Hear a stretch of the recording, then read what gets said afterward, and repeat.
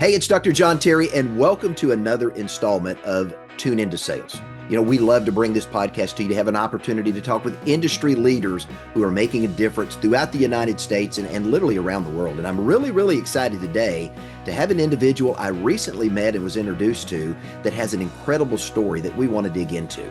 Ladies and gentlemen, I want you to welcome to our podcast today, Cathy Mendell. She is the head of Theia Financial and is the founder of this incredible organization we're going to dig into today called The Accomplished Woman. So, Cathy, thank you for joining me. I am so glad you're in the room. How did you get started, and where did this Theia Financial and The Accomplished Woman come from? Well, first, I'm very glad to be here. And, Excellent. my path into the financial services industry was not traditional. I didn't come from Wall Street. I wasn't trained in the system that was built for accumulating assets. I didn't come out of the 401k industry. What pulled me into this work was seeing capable, intelligent men and women reach retirement with savings, but no clear plan for turning those savings into a paycheck. And over time, I realized the problem wasn't the individuals. It's not the women. It was the system. Retirement planning wasn't designed around how women actually want to live. And that's why I founded Theia Financial. I work with accomplished women, and we developed the Lift Advisor Network. So what is an accomplished woman? I know we talked about that earlier, but I'd love for the audience to understand, how do we define what is an accomplished woman? And I love your definition. Well, to me, an accomplished woman, it doesn't have anything to do with the letters behind her name. It's that woman who she raised a family, she built a career, she managed a household, she led teams, she ran a business, she cared for aging parents, she made sure the bills were paid, and she made sure that she saved for the future. And I so respect that. That is not easy. It takes a lot of grit to do that. And so when these women get ready to retire, their goals are very different than just just accumulating more. They have a whole different set of criteria. So, you mentioned you took a non-traditional start to getting into the financial services industry. And as you came into the industry, you probably saw, if you've been in it for any time, for a long time, this has been a male-dominated industry. How have you found yourself accepted as a woman in this industry? And what do you think women bring to the forefront that make them very unique in the area of financial planning and the unique advantages of being a woman in the insurance industry? Okay, John, I came out of corporate finance in a male-dominated Fortune 500 company. Okay. So personally, it doesn't matter to me, the Sure. gender of the advisor. And in fact, I will be honest with you, it doesn't matter that much to the client either. They just want sound advice that matches what they need out of their retirement savings. So working with a woman, it's easy for me to talk to a woman because I get it. I totally get where she's at, what she's looking for. But if you're a male advisor, it's just a matter of training and understanding, what's important to that individual. Mhm. The fact is that retirement has quietly, structurally, and permanently changed. Pensions have disappeared. They've been replaced by defined contribution, right? You save every other week into your 401k, and that plan was built to grow money, but it was not built to deliver reliable lifetime income. So the result is that millions of women and men are now entering retirement with savings, but they don't have a true paycheck strategy. And what they want is they want to go out of their retirement. They want to have that end of career conversation, and they want the new paychecks to begin. They want it to be seamless. They don't want to feel like they are, all of a sudden they're looking through a fog and they don't really understand, well, what do I do now? How do I take this pile or stack of investment statements and turn it into a lifestyle? Yeah, absolutely. Well, Cathy, I know that in looking at some recent stats, I was looking at one today talking about solo agers, people that are moving into retirement alone. They're either widowed, they're divorced, or they've chosen not to get married, or they're geographically separated from their children. And about half of that cohort is women. And Yep. as we think about women, and I think about my wife, My wife has been a stay-at-home mom for many, many years. She has two college degrees. She has a degree in creative writing and a degree in English, but she voluntarily chose to step out of the workplace to be a stay-at-home mom. And as a result of that, looking at the challenges that she would be facing in the event something were to happen to me and she goes into retirement alone, that's a big deal. But a lot of women today are really dealing with those same issues, the challenges of taking time off to, help raise a family, maybe not earning as much as their male counterparts. And as they're getting ready to walk into retirement, that's a challenge for them. How do we address that today? Well, you know what I find, John, is that you would be surprised that more and more women are actually not only at the table when you're talking about this, but they're actually decision makers. If they have been lucky enough, privileged enough to be home and to be able to focus their attention on a family, that's a wonderful thing. But more than half, I would say 75% of women, that isn't the case. They have been in the workforce and they have been looking to the future that someday they would be able to transition into a lifestyle that they could lead their life the way they want, have the time off that they want, be with the people that they want. But they don't want to do that if they don't know if they're going to be okay. This is true if something happened to you, you got hit by a bus, okay? And your wife suddenly has, the assets. She's going to be looking to somebody that's going to know how to plan for income, how to have investments that support that income. She's going to want to understand how the taxes work on her income. She's going to want to understand healthcare. She's going to want to know how to pass assets along. I think retirement planning has fundamentally shifted. It's not about selling stuff.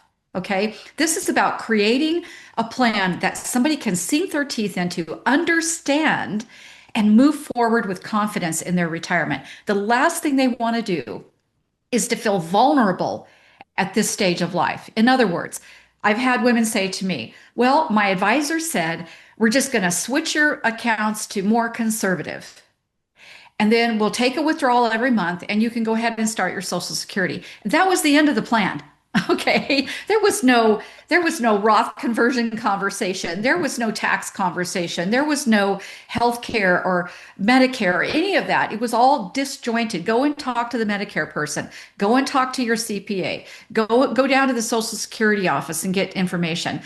I feel like that is a thing of the past. If you're going to be advising people about their income solutions for retirement, you need to understand how all of those things interact. And that's what people are looking for today. They want something that's comprehensive and that they can look at it and say, we have got all the bases covered. And the best part is, I don't feel vulnerable. If the market tips over, I'm not out in the street. Okay. I don't have to worry about losing my life or not being able to live my lifestyle because of things that are not in my control. Sure. Yeah. Well, Cathy, along those same lines, going into a Sorelli study that's come out, and we've seen now the initial number of this incredible wealth transfer that's currently taking place as the last of the silent generation goes to meet their maker, and the boomers begin to also transition into, the world of what's next for them. But the big thing that we're seeing here is there's about $124 trillion that's currently in motion.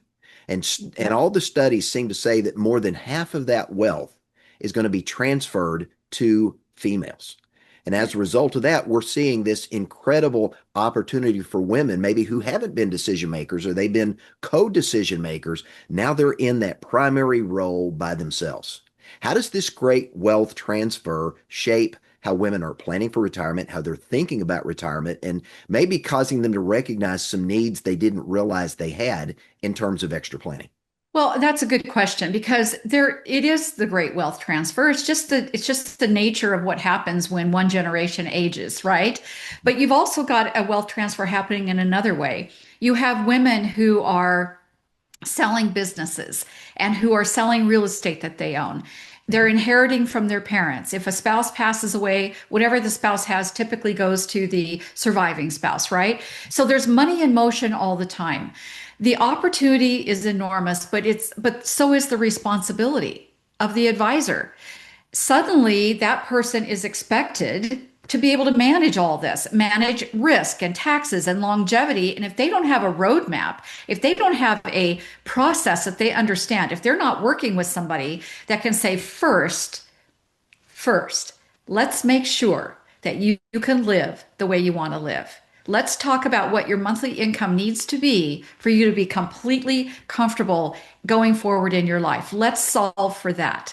Then let's figure out how the investments can work. You know, women aren't that impressed with performance bravado. Many men make their decisions about where to invest based on an asset track, okay, of that investment. Women are not. They're more interested in how the investments are going to translate into them having the peace of mind in their retirement to not worry about things that they can't control. So it first comes to helping that person design their lifestyle. The second thing then is the investment side of it. Where do you put the money? The allocation, what should it be? Should it be in all in the market, or should it be some guarantees? How does that need to happen? Some of that just comes with understanding and talking to, the individual. But at the end of the day, what they're looking for is a comprehensive plan that really takes into account how they're going to pass money to their kids, how they're going to Absolutely. give to charity, how they're going Yeah. to have an income, all of those things. Yeah. Yeah. So Kathy, really what you're saying is it's about having a conversation to really understand what is important to that individual and what they want their life to look like after they retire. Absolutely. And things that I hear over and over again. And it doesn't matter how much money they have, John. This is universal. I hear things like, I don't want to lie awake when the market drops. Mhm. I don't want to lose sleep over that. I can't fix that. Right. I need to know that my essentials are covered no matter what for the rest of my life. I want an income that is going to be there just like my paycheck was. I have worked too hard to be anxious now. And we hear that all the time. These aren't hypothetical concerns. They are the emotional reality behind every balance sheet that we review. So Kathy, when we're talking about retirement, I love the fact that you keep bringing up guaranteed income. And specifically as you're working with women in the women's market. Uh, why is guaranteed income often overlooked in the financial services industry as we're talking retirement planning? And why don't we see more financial advisors using a guaranteed income product to provide that base that individuals need once they retire so they take that risk off the table and they don't have to worry? Well, that's a good question because this, right now, I'll tell you what the biggest factor will be in advisors opening their mind to guaranteed solutions is when their $2 million client leaves and goes to somebody else. Okay. That's a big motivator. It's like, what? Yep. But when used properly, fixed indexed annuities can be a powerful tool. What it does is it builds a reliable ongoing income. One of the things that I do with our own clients is I ask them this question: what's more important to you? Which ROI? Reliable ongoing income or rate of return? Okay. What's the most important? Mhm. They always say reliable ongoing income because that's what makes your month to month, the day to day work. Okay. So what we believe is that first you build a reliable income foundation, and you do that through optimizing Social Security, pensions when they're available, VA benefits, whatever they have, and then carefully selected annuity or structured strategies that will answer these questions. One, are my lifestyle expenses covered for life? If you have a income annuity that has a guaranteed benefit, the answer to that question is yes. Can I maintain my independence without constant monitoring? The answer is yes. Do I have a paycheck that I can count on? The answer is yes. So in our retirement planning, I actually separate out here's what's guaranteed, here's what's variable, so that they can see it clearly, no surprises. And that just creates a foundation. And that foundation is the foundation of that individual's lifestyle.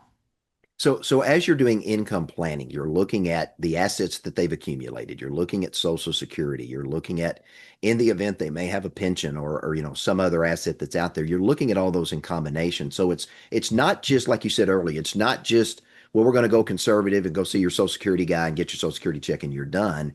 It's part of a strategic plan. making sure that it's effective, it's efficient, but also tax effective, I'm assuming. That's right. And what happens is when a person sets an appointment with us, okay, and they share with us, okay, here's what I have, here's what I've accumulated so far. They're going to have probably a 401k, maybe an old 401k. They're going to Mhm. have some rollover IRAs. They Mhm. might have a TSP account. They're going to have an inherited account they got from their mom. They're going to have a brokerage account that they have. They're going to have some CDs and some savings. They want to bring order to that chaos. Yes, they do. Okay. So that's one thing. Then you've got, okay, how do we pull this apart, put it together so that we have a tax strategy that handles all of this tax deferred money, that we have an income strategy that makes sure your income is right. Includes the Social Security claiming strategies, that includes pension strategies or VA benefits or anything that's got a guarantee written behind it. If they don't have the guarantees, boy, I'm telling you, we find guarantees.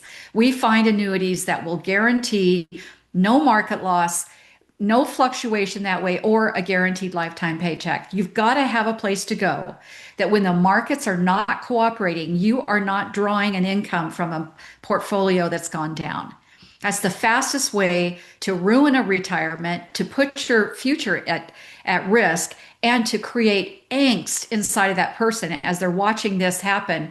And women don't like being out of control. Okay. And John, you might be able to agree with that. We don't Uh, like that. We don't like things happening to us that we can't fix. Okay. right. We Yeah. want to know we want to know what's going to happen, and we want to know what's variable. I always say, let's put money. Oh, absolutely. What's not needed for income. Let's put that into the market. Let's get it growing. You sweep money out of there to travel. You put granite in the kitchen. This is money that you have to support you during, if you have a health event. That's what that money's for. But we're not taking income out of that bucket because we can't count on consistent. I mean, nobody beats the market every year. Okay. And when the market goes up, that's great. When the market's down, that's not so great. You just don't travel that year.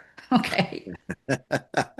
So how do you address inflation as you're doing planning? As you look at the fact that today's retirement, is not my grandfather's that, he lived, 10 or 15 years and he's done. Today, typical retirement's 20 to 25 years or longer. How are you building inflation protection into these guaranteed income plans? Yeah, that's a good question because so some things that they have may already have an inflation factor built into them. Social Sure. Security Like Social does. Security. Yeah. And if Mhm. they have a pension, many Mhm. pensions have inflation factored into it.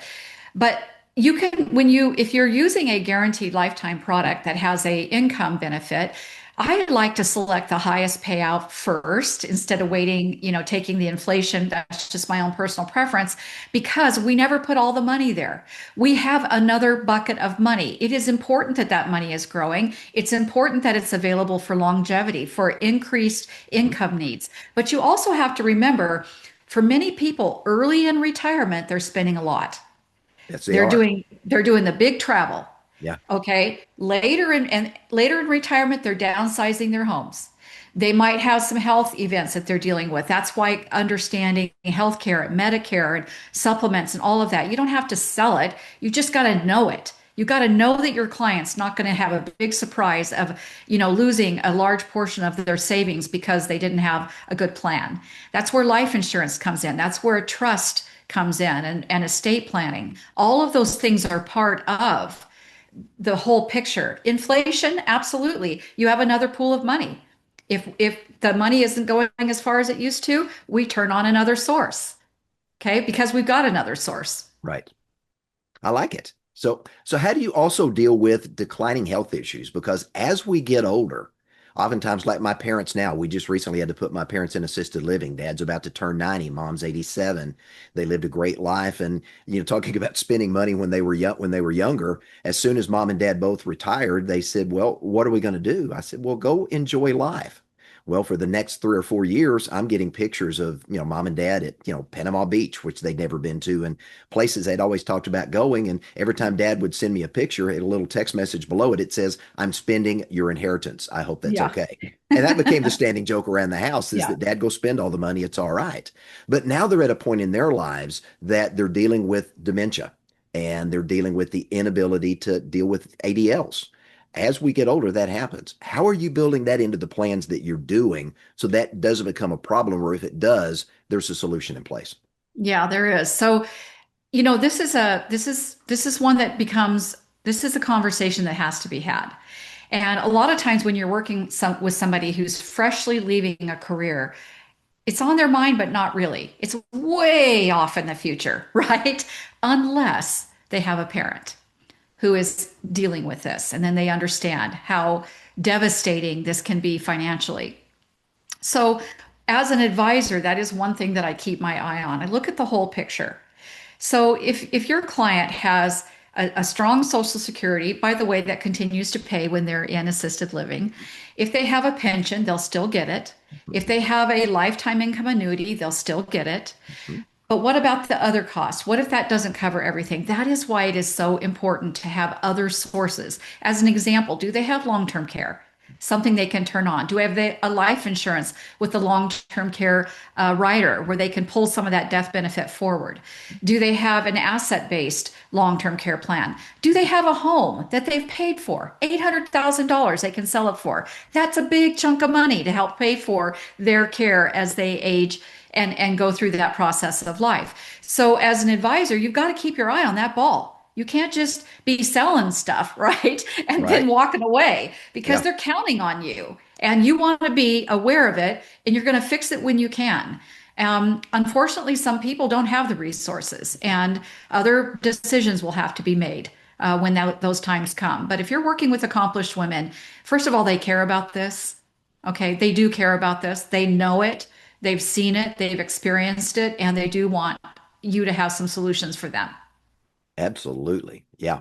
And many of the fixed index annuities today also offer an income doubler that will give you the opportunity to get double income in the event Yes, they. absolutely. If I have somebody that I've set up a 40 or $50,000 a year income and they Mhm. can double that for up to 5 years, that goes a long way. Yes, it That does. adds another 3 or 4,000 a month to the income pool to help them cover some of these Yeah. expenses. So, And that can make the difference between absolutely. staying in assisted living and having to go to a nursing home. That can be a huge factor there in that. Yes, right. Absolutely. Yep. Yep. So, how do women view fixed indexed annuities as we look at the landscape that's out there? Do women seem to gravitate to fixed indexed annuities more than men do? Because what I've typically seen and heard from a lot of advisors is as they're working with husbands and wives, the men tend to be a little more aggressive than the women when it comes to looking at where do I put the money? Like you mentioned earlier, they're looking at the asset performance, not what can it do for me. So where do annuities fall in the grasp of women loving, hating, not liking, neutral? Where are they? Well, I think, first of all, the conversation is shifting because the I agree. entire Yeah. 401k industry is going to be adding annuities to their offerings. Okay. They are really promoting them, it's everywhere in the news. But the other thing that you want to remember is women are focused on the outcome, not Right. on the performance. Mhm. They don't care that much about, they do care about performance. Don't get me wrong. They do want their money to grow, especially the money that we have outside of the annuity. But they're looking for, if I can place them in an annuity, that's going to give them an 8 or 8.5% withdrawal on those dollars that will last through their lifetime. That's much better than what I can do out of the market. But the other thing I want you to really remember is they're looking for the solution, not the product. Right. So Exactly. it's like if I go see the doctor and I tell the doctor, I want to lose weight. Okay. And I'm talking to the doctor about that. And he starts telling me, well, how about Ozempic or Monjaro? Or, I've got this tablet or pill you can take, or maybe you should go on a diet, or maybe you need to, and they start throwing all these solutions out. I don't know what I want. I want to lose weight. Okay. You tell me what to do. When we talk about annuities, I don't go into the caps and the spreads and blah, blah, blah. They don't care about that. What they care about is, okay, if I move 500,000 here and I am going to be done working in 3 years and I'm going to turn on my social security and this is going to give me 50,000 a year. So I have 85,000 a year of guaranteed income. Yeah, that works. That's what they're looking for. Exactly. Yeah. When I sit down and talk with clients today, I like to identify what is it you want your money to do for you. And once you can identify what you want their money to do, and then we go to the product and think of that as a tool that we use to solve the money problem they've presented. And we say, does this solve your problem or does this get you to the goal that you want? Once they say yes, they've leaned into the solution because it gives exactly what they want, the outcome that they desired. Yeah. And a lot of times people don't know how to answer that question. You know, the way that I like to ask the question is, how much income do you need coming in every month to live really well? It's a And great they question. say, okay, I need, Mhm. I bring home 7,000 a month right now, and I'd like to actually have a little bit more. All right, you want 8,000 then net. Okay, now we're going to back into that. What do we have that we know of? And then we figure out what the gap is. And then we figure out how we're going to fill that gap. And there's only two ways in the market that you can draw income off. You either sell the appreciation or you get it off of yield. And the question of that, when the 4% rule was put into place, bonds were paying 7 or 8%, and you could draw 4% and just take those bonds, and the appreciation really never came into the equation. That is not the reality today. That's right. Yeah. If I need 50,000 a year and the market goes down 20%, my withdrawal is going to be more than 4% to get the same 50. I can't just not pay my bills. Okay. So you've got to have a really good understanding of how the income plan plays a role in that person's monthly life experience in retirement. And that's really where the planning comes into play. I love it. Cathy, this has been a tremendous conversation, and I want to say thank you for your time and being with us on the podcast today. Now, if there are other women advisors that would love to say, man, I'd love to have a conversation with Cathy and learn more about what she's doing and maybe connect with her to change the lives of other accomplished women they're working with, how do they find you? Oh, absolutely. You can contact me at Cathy, spelled Cathy, at Lift, advisor.net. Send me an email and I'll get right back to you. Very good. So, Cathy, any parting comments, anything I should have asked you, I didn't ask you that you'd love to share as kind of a wrap up for today's Well, I podcast? think I just want to say this to end. Women are not a niche, okay? Mhm. They're the future of retirement planning. Men, when they're accumulating assets, they have this, you know, performance bravado. But when it all comes right down to it, everyone needs the same thing. We need an income we can count on. We need assets that are growing, and we need to know we're good long term. So if you're working with couples, the conversation, very honestly, when you get right down to it, I built a very large company doing this exact thing with more than 50% of my clients were couples. The conversation was the same. Everybody wants the same thing. They want enough money coming in that they don't have to worry about anything. And I would say, it's not a product strategy, it's a mind shift. Build Absolutely. income first, let everything else follow. Man, with those are some great words to end on. Cathy Mendell, thank you for being with us today. Thank you for what you're doing to make a difference in this industry and really bringing enlightenment to an area that's often been overlooked or ignored. So on behalf of all of us here at Legacy Marketing Group, I want to say thank you for joining me for today's Tune Into Sales podcast. If you've got questions or information or things we can do to help you, you can visit us at legacynet.com. And Cathy, one more time, how did they get a hold of you? Cathy at liftadvisornetwork.com. Perfect. Very good. Ladies and gentlemen, on behalf of all of us here at Legacy, thank you for joining us. Have a great day.